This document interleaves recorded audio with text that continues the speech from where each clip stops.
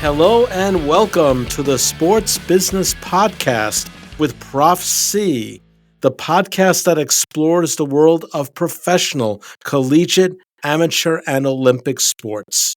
I'm Mark Conrad, or Prof. C, from Fordham University's Gabelli School of Business, where I serve as Professor of Law and Ethics and the Director of the Sports Business Initiative.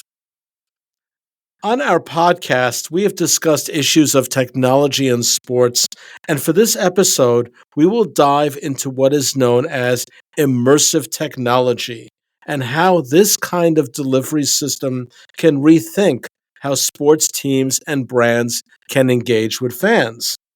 With me to discuss the potential of immersive technology and how it is currently used is James Gilio, the founder and CEO of MVP Interactive, a firm that engages in using immersive technology in the sports area.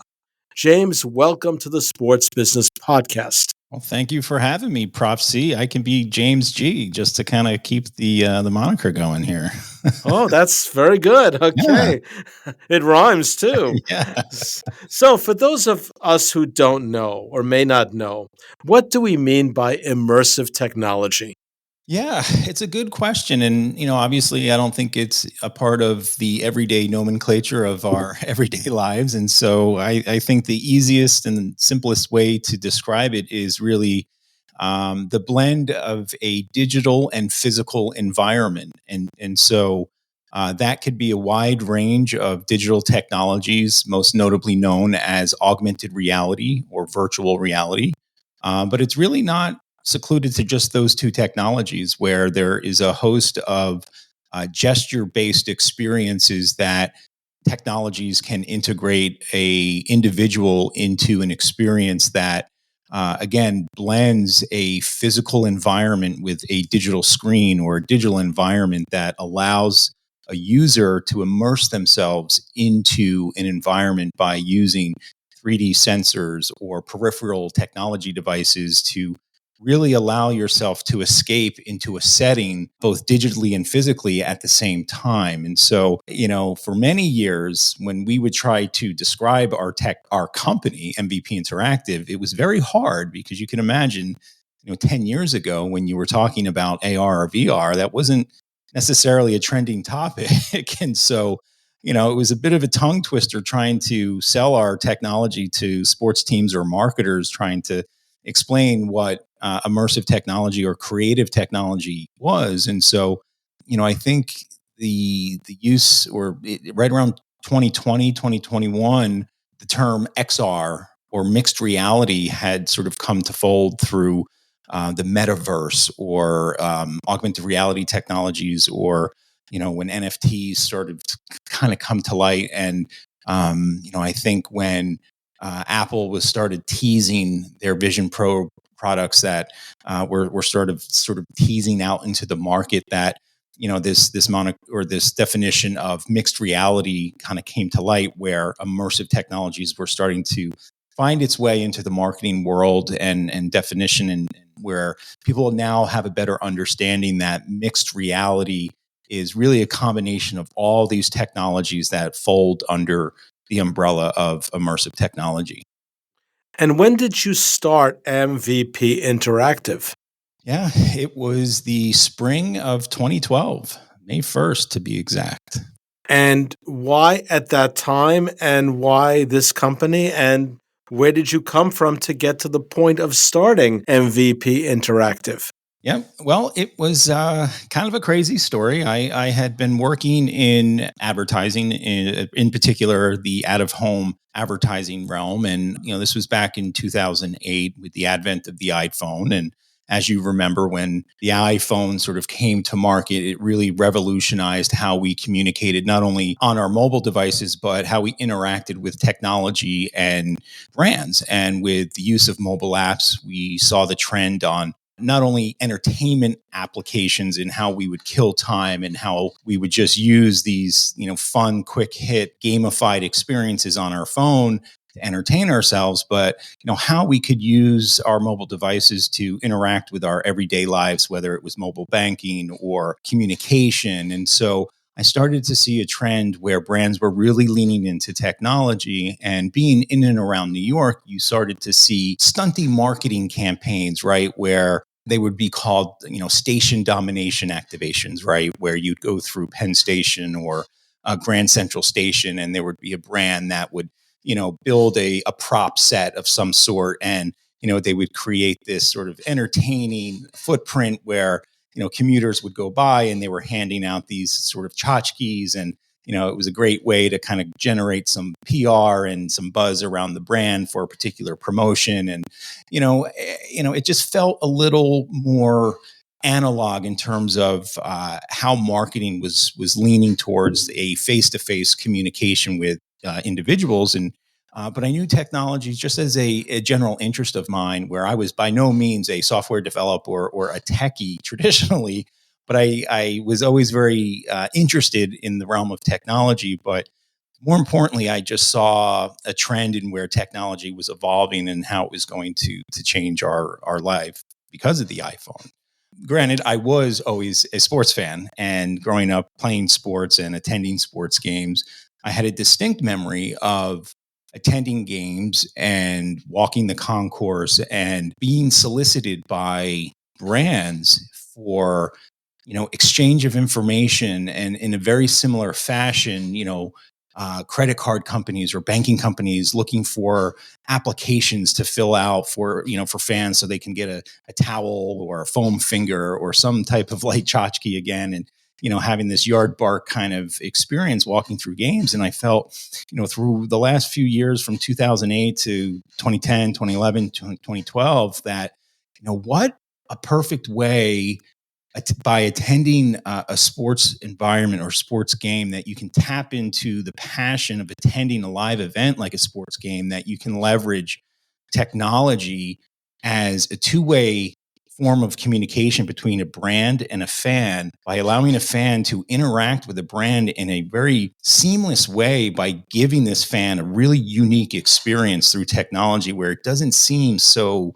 obstructive, right? So it was this frictionless communication, we like to say, where you could essentially go up to some type of interactive technology and participate in something for a very seamless exchange of information with, generally a brand that you may not be interested in, right? But it just felt natural because you were immersed in this environment, you were attending a game, and as you know, when you attend a game, you're investing in a full day of your time as well as a pretty significant financial investment. So you really want to maximize your time and your dollar, and so you want to see the sites, right? And so at the time, I really had no idea what that was, but I knew in theory, you have tens of thousands of people in one central location for hours on end, where you have brands already invested in the business of sports through sponsorship.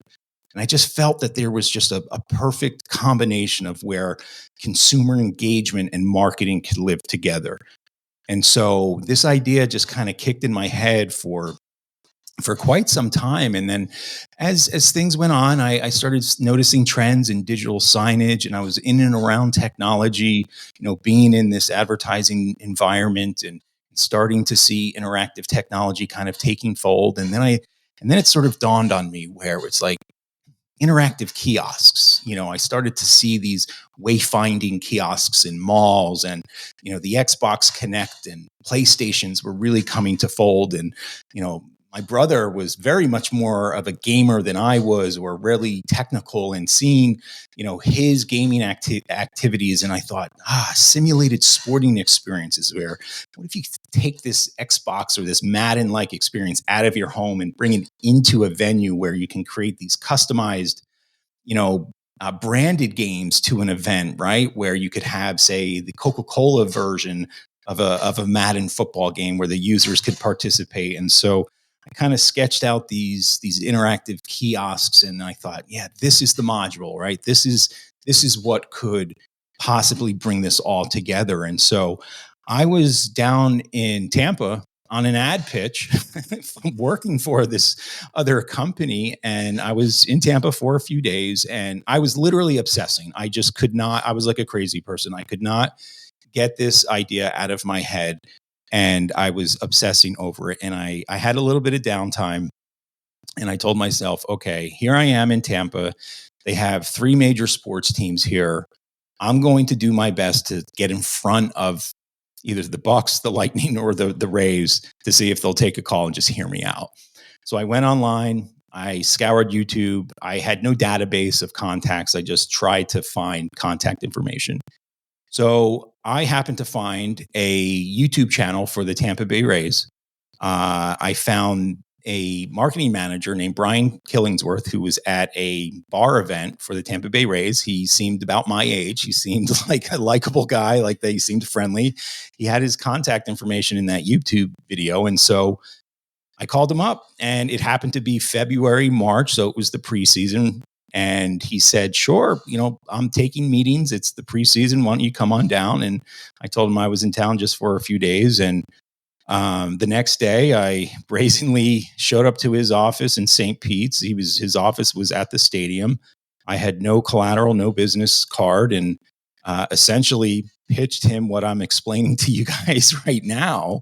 And he goes, we just had a meeting about this because, we're in St. Pete's. It's about 40 minutes from Tampa. We can't really get fans from Monday to Wednesday in our stadium. And we were just thinking about ways how we can Disneyfy Tropicana Field. Like, how do we get attractions?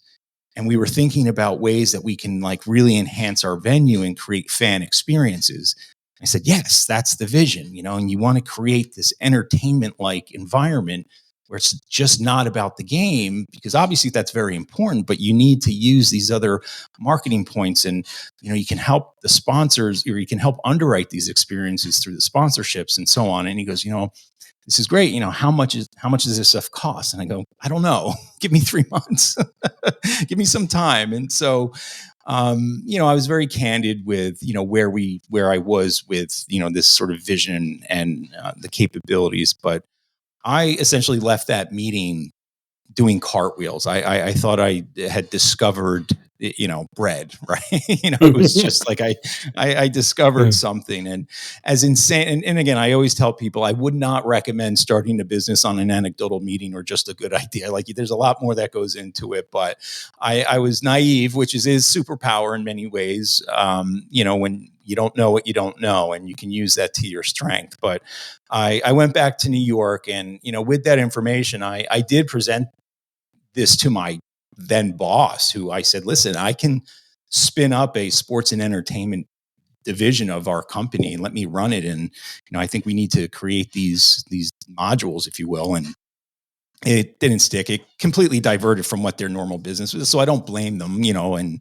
it would have been a totally different entity for the company. But, thank God in many ways, it's, but I took about another month or two to get my affairs in order. And I got enough courage and took the leap. I quit my job and incorporated literally the end of April and launched in May 2012.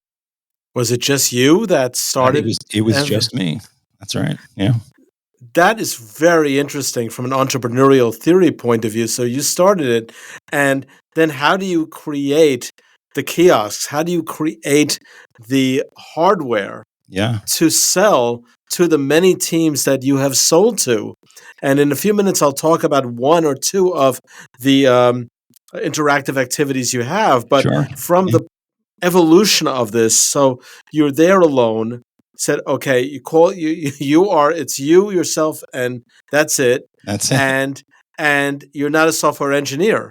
I'm not a software engineer. I barely knew how to plug in a computer. I didn't know operating systems, but I had a lot of friends, and I knew a lot of people that did, and I worked with people in the past that could help, or at least thought I could help, and I had friends and what I call believers, right? And so. And by the way, this is a shameless plug, and my marketing director would yell at me if I didn't mention this, but all of this can be read in my book, called Beyond the Jumbotron, where you can purchase this on Amazon or any North American book retailer. So I just wanted to And throw that I in there. was going to announce that. Okay, Yes. sorry, I didn't mean to. Jumbotron, creating fan experience through immersive technology. It is a fascinating book, a short read. It is, full of codes there. Obviously, point your phone to get more into. It even has the feel of something interactive as well. Yep. So I'm just curious on the book. Yeah. On the book Jumbotron, what kind of readers are you trying to reach? Well, the inspiration for the book. Well, actually, let me finish the Okay. first question. I don't want to jump over that. It's just because it should be said, and I want to give credit to where it's due with all the people that had helped. And so, I had friends and previous partners that we worked tirelessly just researching and finding fabricators and ordering television screens and computers, and we were working overnight figuring out how we were going to make television screens into touch screens and hot gluing things together and figuring out operating systems. And I had learned so much within that 3 months of prototyping, building out a kiosk, that I went from literally 0 to 1, that old adage, and building out this kiosk and finding a fabricator in Chicago, ordering screens from California, and getting computer parts from our fine friends in B&H in New York City on 9th Avenue there. That's my favorite electronics store. And, just working out of a photography studio in Philadelphia, and, just making it out of sheer will, and, all meanwhile trying to sell concepts to professional teams and sports league, in which we were able to successfully do with the NBA. And that very prototype was our first proof of concept that we sold to the NBA for our first engagement. And that's really what launched our business, where I kind of joke that I Forrest Gumped my way into the NBA league office, where Mark Tatum took my call, and he's now the assistant commissioner of the league. At that time, he was the executive global marketing manager, and I pitched him, essentially, a few concepts of what our interactive kiosk could do. And at that time, this was well before Snapchat, and we called our kiosk the Morphine Station, with the idea that we were going to create these face filters, and we can engage in fans and create all these photo augmented reality experiences. And he had no idea what the heck I was talking about. And he goes, "But this sounds interesting. Why don't you talk to my event team?" And I spoke to the event team, and they said, "Yeah, this sounds great." We put on an all-star weekend that we call Jam Session. We take over the city. The next Jam Session is in February, over President's Weekend in Houston. This is February 2013.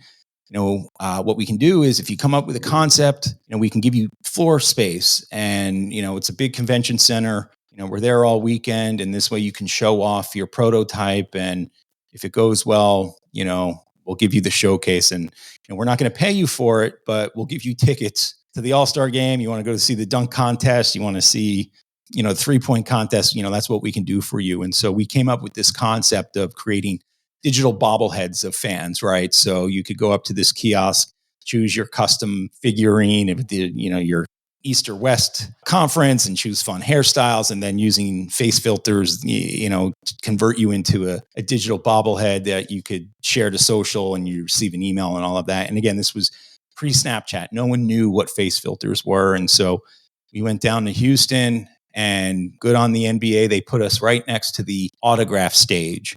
And so we had every NBA legend walk by our kiosk, and the line queue was, 100 deep the entire weekend. And, I give a lot of credit to our now managing director, Billy Bellotti. He was, his main goal for that weekend in Houston was to get every area team and sponsor in front of our kiosk. And we pitched and pitched and pitched, and we literally walked home with a six-figure contract with the NBA league banking sponsor, who at the time was BBVA Compass. And then we worked with all of their Houston sports teams throughout the rest of the year. And hard work, guts, and a vision. And since then, well, not in the long run, because at this point you have a number of teams that you provide services for. And I wanted to give a couple of examples of the interactive activities you do, for listeners out there. And one that struck me was the USAA Quarterback Qualification Challenge. Sure. And in this game, users have 45 seconds to throw footballs at 3 targets that correspond to their on-screen character, moving from one end zone to the other. A leaderboard displays the fastest times. So in such a interactive activity, what fans are you looking for to participate in this kind of activity? Yeah, that's a great question. And so we're fortunate enough each year that we get to work with USAA and their agency, 160/90, to activate not only at the Army-Navy game each year, which is usually obviously in December.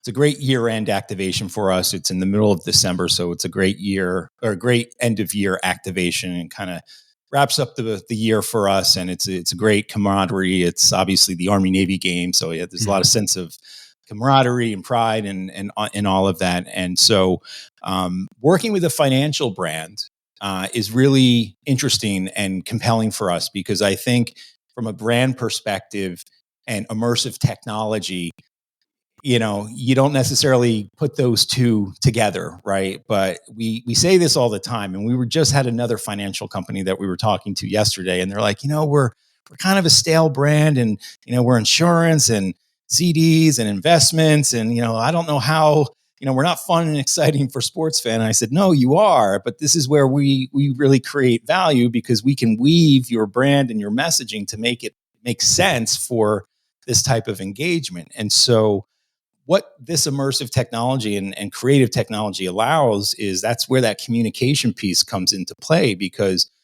as you're participating in this quarterback challenge, it's weaving in a couple of things. Obviously, USAA is a very military-centric brand. They're exclusively for family members and servicemen in the military.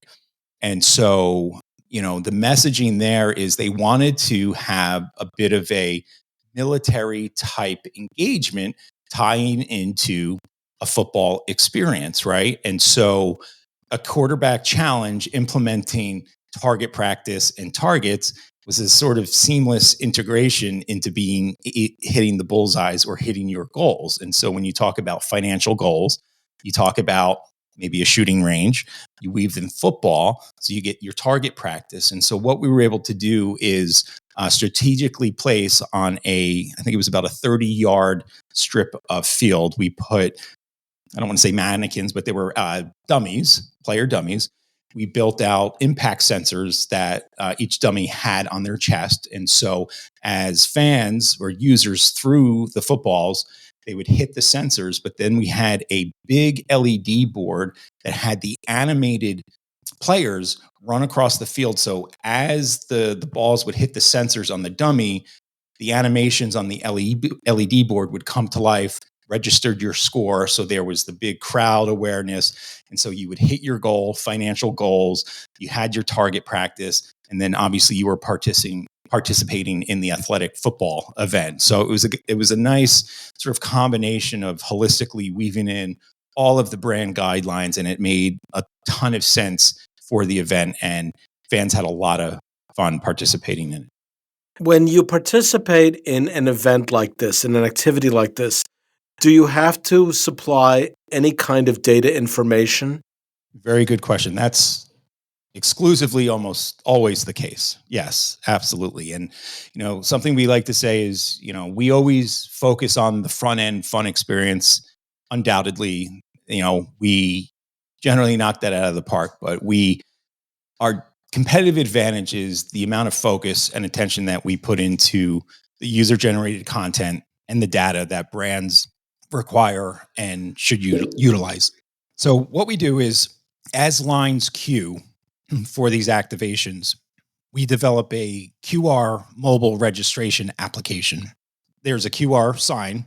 Fans will scan their QR code, and a web-based registration form will appear on their phone. So then we start inputting their information. So that's where you can also mill some information that makes sense for the brand. So if you are a financial brand, you can easily ask them, hey, are you a military serviceman? Are you affiliated with Army? Are you affiliated with Navy?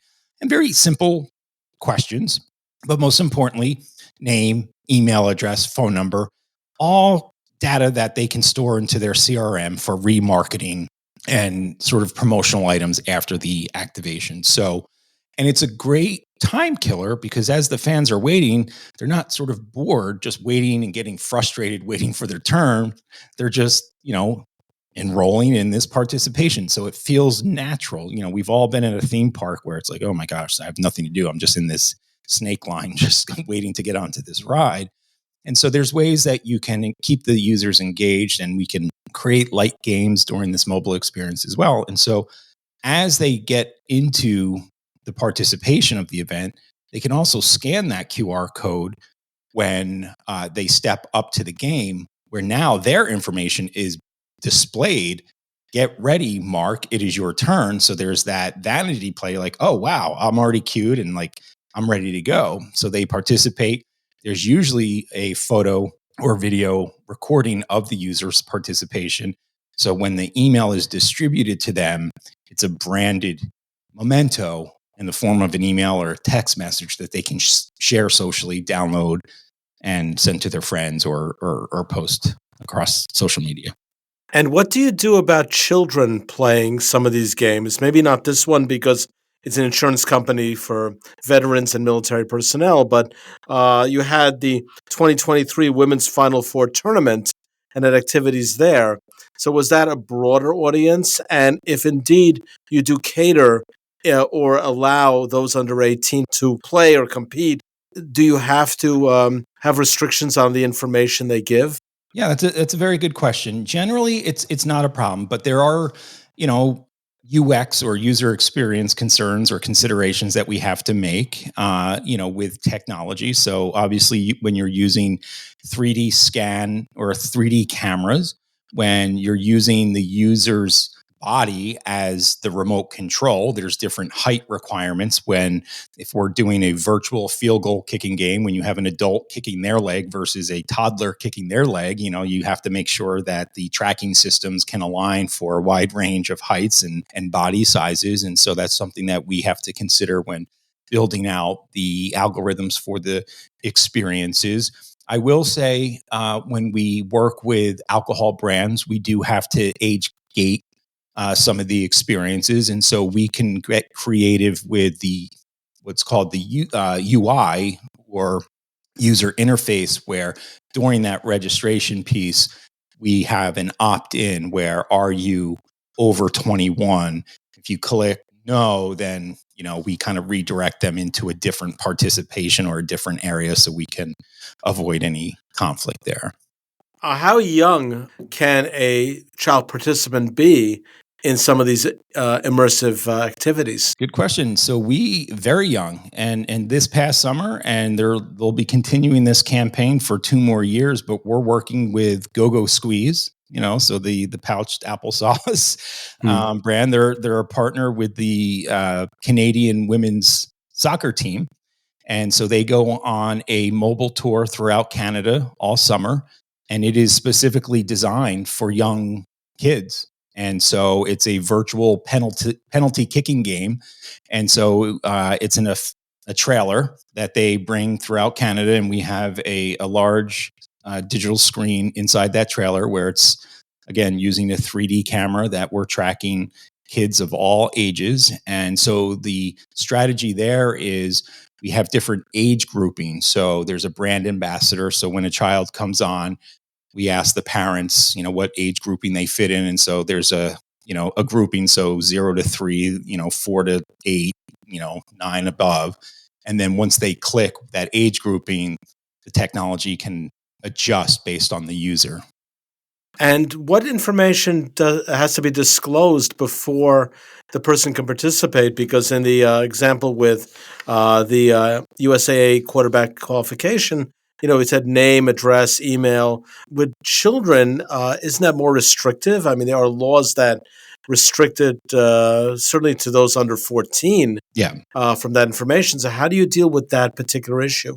Yep, that experience there's absolutely no shared information. There's just general waivers in terms of liability of participation, that you agree that if you slip and fall, you slip and fall, and that we're not responsible for the unfortunate injury that may happen. Thank God there's never been said injury, but yeah, when there's a child focused event, we don't require any data information. And brands are pretty clear with understanding that, and they don't look to mill that information. And Coca-Cola is a good example of that. When we ever work with that brand in particular, their marketing strategy in general is mostly, we just want to create the experience and just own the experience. It's not about collecting user information. It's just, we want to know that Coca-Cola presented this and created this for the event, and this was the shareable moment that fans could participate in. So most of your deals are with brands as opposed to teams. Is that correct? Yes, but that thankfully is changing, and that's a very good point. And I think that's where the evolution of experiential marketing, as well as fan experience as a genre, has really shifted. Back 10 years ago, when we would sell to teams, fan experience really meant concessions and a jumbotron and maybe Wi-Fi. And so we were really ahead of ourselves in terms of where stadium operations or marketing even considered what fan experience was, where anything that we are producing or were producing was considered a nice to have, where now it's very much considered a must have. And the sponsored activation or experiential marketing is now a key category within a holistic or integrated marketing platform, and so I think the demand to create that full day experience, or that unique, you can only experience what you're doing here at our stadium, is more important than ever, because the at-home viewing experience and all the other ways that you can consume a game is so good right now. Properties are really, really, pressured to create a really unique and one of a kind experience by attending the game. And this is one way that they can help. So we are with James Giglio, and we're talking about experiential marketing, and he is the author of Beyond the Jumbotron, Creating Fan Experience Through Immersive Technology. So what do you think are some of the areas of potential growth that have been untapped? It's a good question. I think as a business, when it comes to the stadium business and sponsorship, I firmly believe that there's an opportunity for sports sponsorship to be disrupted. And what I mean by that is, the sports fan is such a coveted consumer to be marketed to, because of who they are and the passion they bring and the loyalty that they can commit to a particular brand. I mean, fans are fanatical, right? Like that's essentially where that word comes from, right? And so if you're a brand that you can tap in and tie a passion to a particular fan, I think that's a really strong loyalty and consumer to market to. But the business of sponsorship is really one of which that is closed doors. And I think from an ownership perspective, that the traditional mindset or the traditional business model is, okay, I'm a team owner. I have a group of corporate partnership salespeople.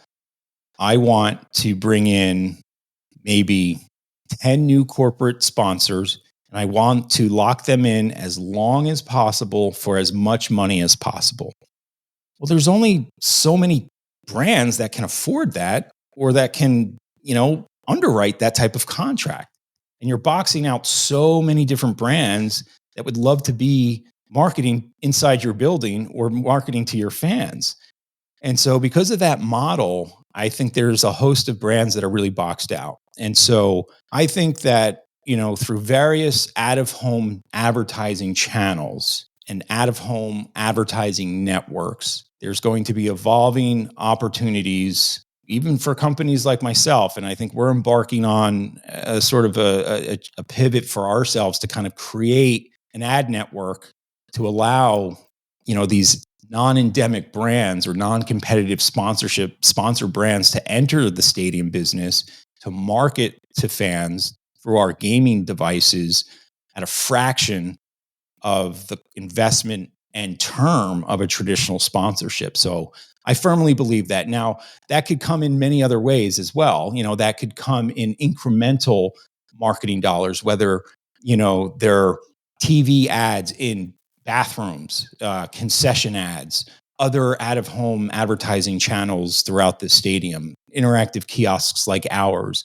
I just think that there's so many other ways that stadiums can monetize their buildings if they just thought differently on how they sell sponsorship, if they just opened up access to a more broad business model. Or let me posit something else. What about increased carve-outs to smaller type of areas for some of the brands? So instead of the official sedan, it's the official, sporty sedan, or the official Exactly. quasi Right. truck, whatever it may be. Exactly. Or, I tell my students there are 4 types of bottled water. Right. And possibly if you carve it out that way, the rights fees cumulatively will be more, Yep. but they could be cheaper as well. And so, what's the difference between Cartesian water and carbonated water? Well, there is a difference. Yep. And so maybe that's a possibility, and maybe with children's items too, and the alternative broadcasting issue of, the SpongeBobification of the Super Bowl can be Yes. an option as well. I agree. I absolutely agree. Yeah. Yeah. And I hope to see it come, I really do. I think that it would, it would bring a lot of value to properties and brands. And I think there's a host of local regional brands that really deserve access to the properties and to the teams as well. And, listen, I think loyalty programming is a big miss in the pro sports world too. Like, I mean, you can't get a credit card or fly on an airplane or, get on any transit without any type of loyalty programming. Why isn't that in part of a sports team, right? And why isn't that embedded throughout your community? Like, I live in Philadelphia. It's a major sports city. Why isn't there any campaign with any bank that, or even with any particular team, that you're earning loyalty points by ordering a sandwich from here, a mattress from here, changing your oil from here, and then also buying a ticket to this game and that game? Like, it just doesn't make sense to me. Like, that could be, and then like you can sell that sponsorship package to be a part of that couponing or that loyalty programming. And at one time there was. There were some attempts, I'd say about 20 years ago, because I had one of those cards. Okay. And it was disbanded. I'm not going to mention the team and the company, but it was disbanded. And I think it was because at that time they didn't tell fans what you could do with it. And they were competing with the airlines credit cards, which gave a lot more options as well. That's my thought. If anybody out there would want to debate and write me, they certainly can. But I think, but it's a very good point. We're in a different era, and people are using credit cards, much, much more, especially since COVID. Cash is so rare. So it could very well be an idea to do that. There's been things that have been ahead of its time, right? And what's old is new. And we can talk about the QR code. I mean, that thing tried for 20 years before it got big. And so you can give it a go again. So where do you see the technology going in the next 5 years? We sort of are moving from AR, VR distinctions, as you said. So where we see, this immersive technology going, the way you see it? Particularly, I don't know if this bodes well for me per se. I can make the argument both ways, but I think personally, spatial computing is extremely fascinating, and I am I've been high on mixed reality headsets for many years. And as the Apple Vision Pro has finally come to market, and knowing that this is going to be the worst iteration of that product that's out there and what it's capable of doing in its current state, it's a very positive forward look as to what's possible. And so I think, again, from a property perspective or broadcast perspective, it's going to put a lot of pressure, again, on ownership of creating a better in-game experience or in-stadium experience, because what the capabilities are in spatial computing in mixed reality is really fascinating. And so that is a perfect example of what mixed reality is blending that digital and physical world together. And, watching, there's an app right now on the Vision Pro, the PGA Tour app, and, being able to choose any hole on the tournament and expanding it in AR and spinning it, and then watching the flight path of each hole and then being able to analyze it. It's just such a cool and creative way to watch golf and see the statistics and have a news feed and then have broadcast feed all at the same time. And by the way, you can just walk throughout your living room and not disrupt your maneuverability, because there is the pass-through capability. And so I believe that technology is going very similar to what the iPhone has done in terms of changing the way we live. I do think mixed reality is going to change the way that we interact with the world when headsets are trimmed down to a more utility eyewear, where it's not going to be these sort of ridiculous snow goggle headsets, and they look like, the glasses that you're wearing now. And we're going to be able to, pull up our navigation, our map, and find details and things. And so I personally, this may be more of a personal perspective, but I just do not see the future not heading that way. And so when it comes to broadcast, you had mentioned, I think that's the way the future is going to go. And so I think as it relates to where our type of business and where the in-game experience needs to be is, again, properties are going to be really challenged with, all right, it's no longer the man cave. It's now the man cave in spatial computing and, the luxuries of home. Like, we really need to amp up what the in-venue experience is, because, it's going to be really cool in 5 years just to watch 5 games at once in 3D. Well, would you think of expanding to that, sort of evolving and taking the in-stadium experience and trying to do something by stream or alternate, or work with a team to do some kind of alternate broadcasting techniques with various games interspersed at halftime or between periods or between innings, and say, stick around on this. Hey, you can try to be, your virtual designated hitter. Absolutely. Something along those lines. We've played around with, you'd mentioned the SpongeBobification, which I love. And, Nickelodeon does a fantastic job. We've toyed around with a couple of concepts, laying AR over live broadcasts. So yeah, absolutely. Do you also think of an idea of specifying broadcasts for novices, people that may not be as knowledgeable about the sport? And let's say somebody who's not born into American football, but maybe English soccer, or from another country, and find football difficult to understand, which it can be. And maybe alternate broadcast with, hey, practice throwing a ball. Yeah, practice absolutely. doing a kick. I think soccer fans. So another good example is like the Taylor Swift phenomenon. How many new fans did she bring to football that had no idea what the heck was happening on the field? So I think, when you can bring in that level of fan base at that volume that has no idea what's happening, but they just want to get that, 15-second clip of her in the suite, but want to watch the game for that, but then sort of get intrigued with the game, but not knowing what a penalty is, not knowing what a first down is, that's a very good point and perspective to get that educational piece. And there's a lot of opportunity there. And before we go, I forgot to ask earlier, how many teams do you have any affiliation agreements with?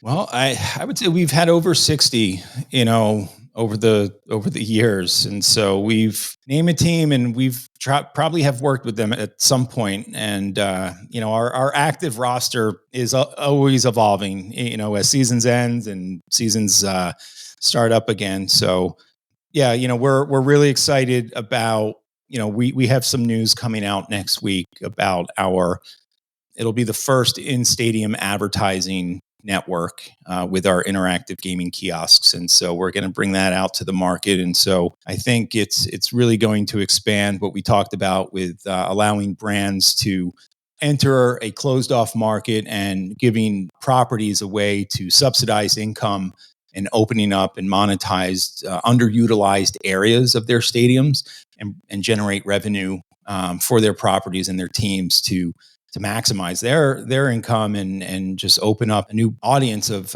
advertisers, as well as enhance their fan experience with our technology.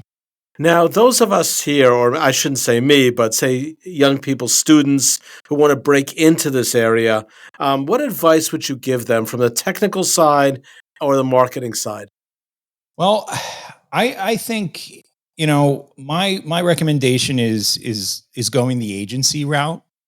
Frankly, I think working with sports marketing agencies or experiential marketing agencies, you'll have an opportunity to get a more wide range of domain expertise, if you will. So you'll have the opportunity to get your hands involved in live event technology, the marketing. So look to companies like CAA, 160 over 90, Wasserman. I think working on the property side will be valuable. When I mean property, the team side, but you'll be not siloed to your roles and responsibilities, but it will be a very refined to individual organization, where when you work with an agency, you'll have many different brands to work with. You'll be working within many different events, many different environments, and then you get to work with a host of different vendors that have a different skill set in their technology. And so, more and more of these agencies are trying to spin up some technical stack as well. And so I think that would be my recommendation is, take a look at the agency world to kind of really learn and, before you really dive into the team or property side. Well, on that note, unfortunately, our time has come and we have to come to a close. On behalf of Fordham University, the Gabelli School of Business, and the Sports Business Initiative, thanks to James Giglio for an engaging and informative discussion. You helped to educate this older non-tech guy, and I thank you so much for an illuminating time, an illuminating interview. And thanks to my producer, Victoria Elano, for her great work. And thanks to all of you for listening in. For the Sports Business Podcast at Fordham's Gabelli School of Business, I'm Mark Conrad, or Prof. C. Have a great day.